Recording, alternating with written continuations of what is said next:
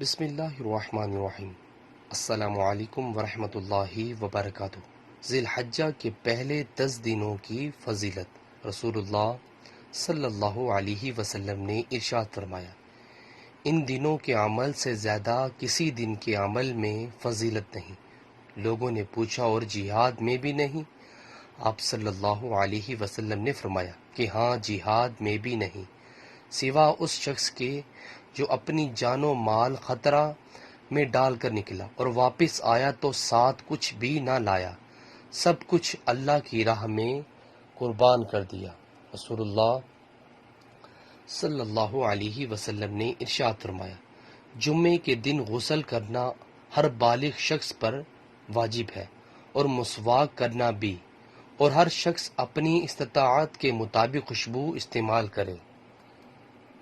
رسول اللہ صلی اللہ علیہ وسلم نے ارشاد فرمایا، نبی کریم صلی اللہ علیہ وسلم نے 4 جانداروں کو قتل کرنے سے منع فرمایا ہے: چیونٹی، شہد کی مکھی، ہدہد اور معمولہ۔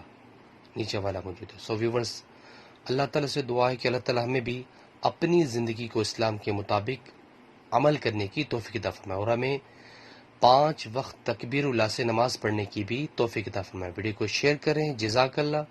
السلام علیکم ورحمۃ اللہ وبرکاتہ۔